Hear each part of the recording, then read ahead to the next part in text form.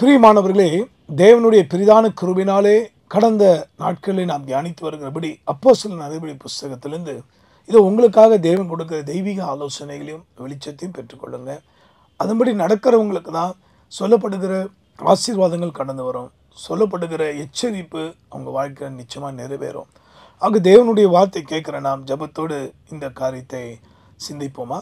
அப்போஸ்தலர் புஸ்தகத்தில் 8ஆம் அதிகாரம் 20ஆம் வசனத்தை உங்களுக்காக நாங்கள் வாசிக்க போகிறோம். Acts chapter 8 verse 20. பேதுரு அவனை நோக்கி, தேவனுடைய வரத்தை பணத்தினாலே சம்பாதித்துக் கொள்ளலாமென்று நீ நினைத்தபடியால் உன் பணம் உன்னோடே கூட நாசமாய்ப் போகக் கடவது. அன்பானவர்களே, எல்லாரையும் ஆசீர்வதிக்க தான் தேவனாகி கர்த்தர் அப்போஸ்தலர்களை பரிசுத்த ஆவியினாலே அபிஷேகம் பண்ணினார்.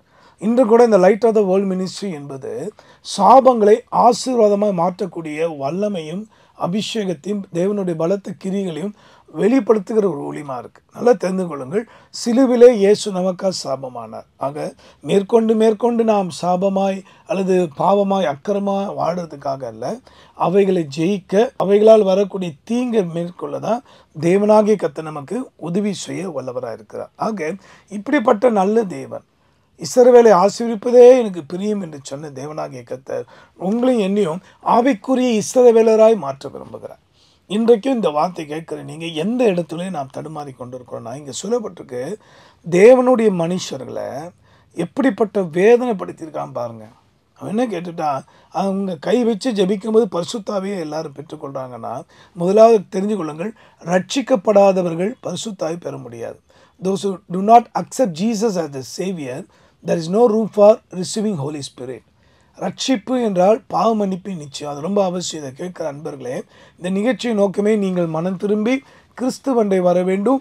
நீங்கள் ஆண்டவருடைய அன்பு பிள்ளைகளாய் மாறி காலம் செல்ல சீஷர்களாய் மாறி தேவனுக்கு கனி கொடுக்க வேண்டும் என்பதுக்காக தான் சொல்கிறேன். அப்போது ஃபஸ்ட்டு நமக்கு வேண்டியது என்ன? சால்வேஷன்.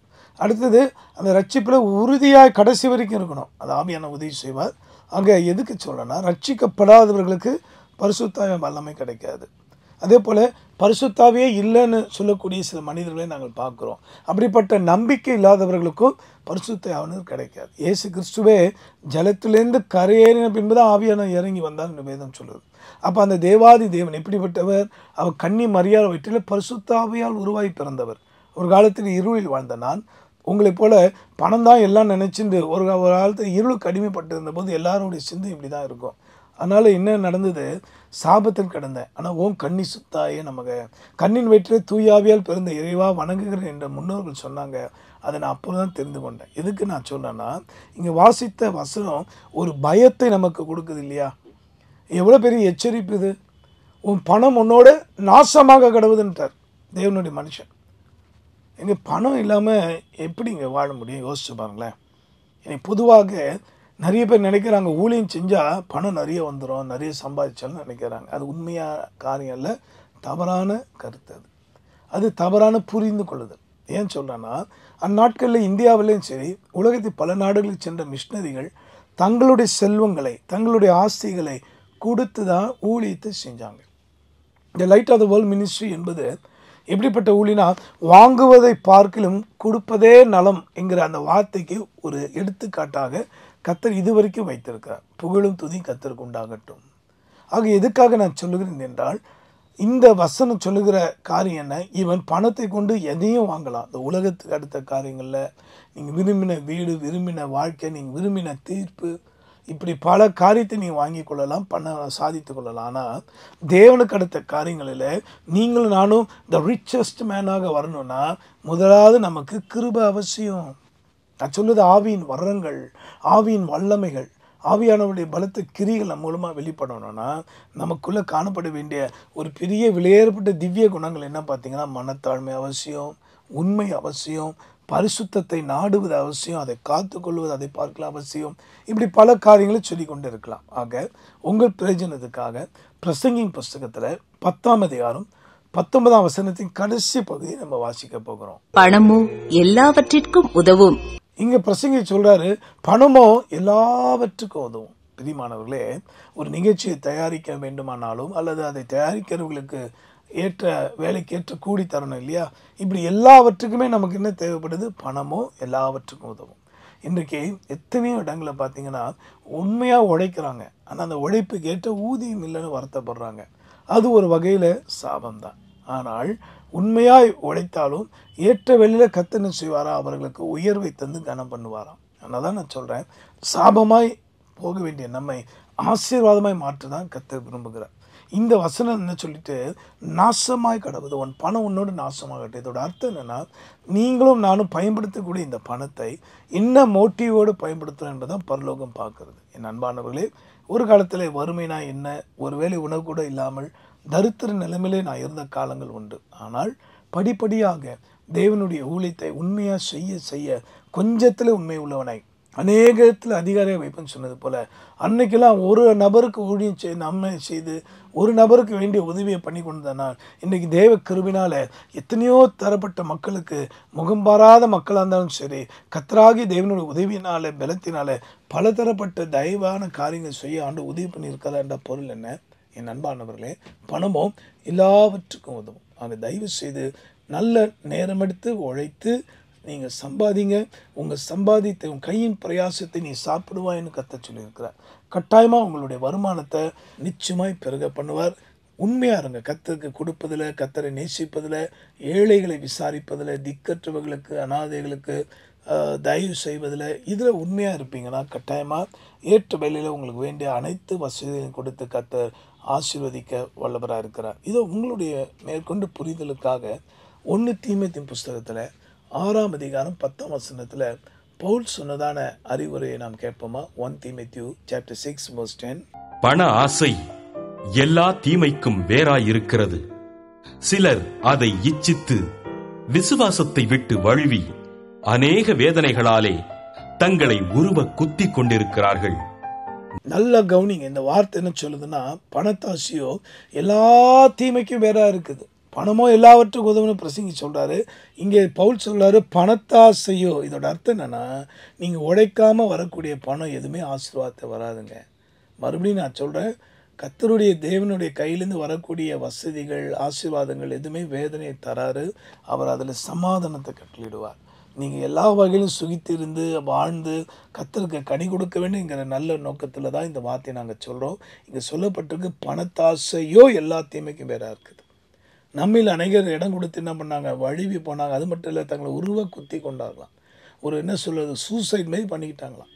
அந்த அளவுக்கு அவங்க வாழ்க்கை அது புத்தியை பேதலிக்க பண்ணிட்டு. ஆகவே இதை கேட்குற நண்பர்களே, போதுமென்று மனக்கூடிய பக்தியை மிகுந்த ஆதாயம்னு பார்க்குறோம். ஆகவே அந்த தன்மையோடு நாம் தொடர்ந்து பிரயாணப்படுவோம். ஒரே ஒரு உதாரணத்தை உங்களுக்காக நான் வாசிக்கிறேன், அதை கவனமாக கேளுங்க.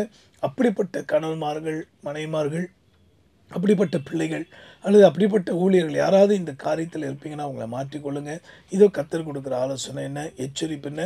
அப்போஸ்தலர் 5:9 நீங்கள் வாசித்து பார்த்தீங்கன்னா, பேதுரு அவளை நோக்கி, கர்த்தருடைய ஆவியை சோதிக்கிறதற்கு நீங்கள் ஒருமனப்பட்டதென்ன? இதோ உன் புருஷனை அடக்கம் பண்ணினவர்களுடைய கால்கள் வாசற்படியிலே வந்திருக்கிறது, உன்னையும் வெளியே கொண்டு போவார்கள் என்றான்.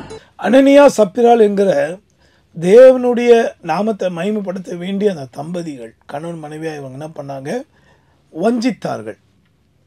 ஒரு பங்கை எடுத்து வந்து 2 பேருமே ஒருமனப்பட்டு போய் சொன்னார்கள் கர்த்தருடைய ஆவியானவருக்கு முன்பாக, தேவனுக்கு முன்பாக. எதுக்கு நான் சொல்றேன்னா, நல்ல விஷயத்துக்கு ஒருமனப்பட வேண்டிய எத்தனையோ கணவன் மனைவிமார்கள் இன்றைக்கு தகாத காரியங்களுக்கும் பரிசுத்த ஆவியானவருக்கு விரோதமாக, சபைக்கு விரோதமாய், தேவனால் அபிஷேகப்பட்ட கர்த்தருடைய ஊழியர்களுக்கு விரோதமாய் ஒருமனப்பட்டு தீங்கு செய்வதை நாங்கள் பார்க்குறோம். கர்த்ததாமே அவர்களை உணர்த்துவாராக. இந்த நிகழ்ச்சியை நோக்கம் நீங்கள் சபிக்கப்பட்டிருக்கூடாது, நீங்கள் ஆசீர்வாதமாக இருக்க வேண்டும் என்பதுதான் இந்த நோக்கமாக இருக்குது.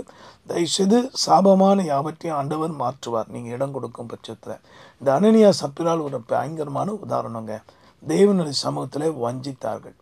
இன்றைக்கும் இந்த ஊழியத்துக்கு விரோதமாக உண்மையை சொல்ல மனம் திரும்பி வாழாதபடி வஞ்சித்த எத்தனையோ சில மனிதர்கள் கடந்த நாட்களில் கொடிய வியாதியினாலே மரித்து போனவர்களை நாங்கள் பார்க்குறோம். இன்னும் பல காரியங்களை சொல்லக்கூடும். ஆனால் காலம் போயிட்டு தேவனுடைய நான் மகிமைக்காக சொல்லுகிறேன். இப்பொழுதும் கூட தயவு செய்து பணத்தை கொண்டு எல்லாத்தையும் வாங்கலாம் நினைக்காதீங்க. கூடுதலாக சாபங்களும் அக்கிரமங்களும் ஒரு ஆக நம்மை தாழ்த்துவோம். தேவனுக்கு அடுத்த காரியங்களை நிதானிப்போம். கர்த்தர் நமக்கு உதவி செய்வாராக.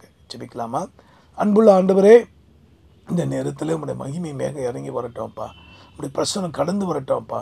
இந்த வார்த்தை கேட்டு நம்முடைய பிள்ளைகளுக்கு உணர்வை தாரும், உற்சாகத்தை தாரும்.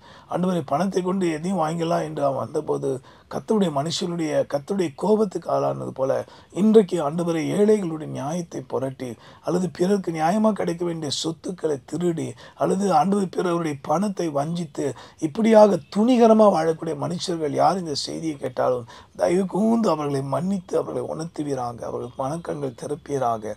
ஆம் ஆண்டவரே, நீ சொன்ன வசனத்தின்படி பணத்தாசையோ எல்லா தீமைக்கு வேறா இருக்கு என்பதை எண்ணி கவனமாய் சொல்ல அனனியா சப்பிராலை போல வஞ்சித்து ரொம்ப ஞானமாக செய்தோம் நினைச்சு தேவனுடைய கோபத்துக்கு தீங்கு ஆளாடு விடாதபடி ஒவ்வொருவரும் தங்களால் இயன்றதை மனதார கர்த்தருடைய ராஜ்யத்தை செய்யவும் ஆண்டவரே, எந்த வகையிலும் ஆண்டவரே பணத்தை கொண்டு எல்லாத்தையும் வாங்கிடலாம் என்ற தப்பான கணக்கு போடாதபடி தங்களை தாழ்த்தி வேத வசனத்துக்கு உட்பட்ட ஜீவியம் செய்யும்போது தான் ஆசீர்வதிக்கப்பட முடியும் என்பதை புரிந்து கொள்ள கர்த்தர் உதவி செய்வீராக. இப்போ கேட்ட வார்த்தைப்படி ஒவ்வொருக்கும் வேண்டிய தேவையான இந்த பணங்களை தந்து கர்த்தர் அவர்களுடைய இல்லற வாழ்க்கையை, ஊழியத்தை, அவர் பிள்ளைகளுடைய வாழ்க்கையை, படிப்பை, ஆண்டவரே வேலை எல்லாவற்றையும் இதை ஆசீர்விக்க வேண்டுமா ஜெபிக்கிறோம். அப்பா, கர்த்தருடைய நாமம் மகிமைப்படுவதாக. கர்த்தனை உயர்த்தினதுக்காக ஸ்தோத்திரம். ஆசீர்வதி, வறுமை தரித்திரமெல்லாம் அழிந்து ஸ்தோத்திரம். காத்துக்கொள்ளும் ஜீவாதிபதி பேசும் தெய்வம் இயேசுவின் மூலமாக ஜெபிக்கிறோம் எங்கள் நல்ல பிதாவே, ஆமென். அன்பானவர்களே, இந்த வார்த்தையின்படியே கர்த்தர் உங்களையும் உங்கள் குடும்பத்தையும் உணர்த்தி சீர்படுத்தி பத்திரப்படுத்தி பயன்படுத்துவாராக. ஆம், லைட் ஆஃப் த வேர்ல்ட் மினிஸ்ட்ரிக்கு இதுவரைக்கும் எல்லா தேவைகளும் சந்தித்த கர்த்தர் தொடர்ந்து சந்திக்க வல்லவராக இருக்கிறார். தொடர்ந்து உங்களுடைய ஜெபமும் ஆதரவும் தேவை. God bless you.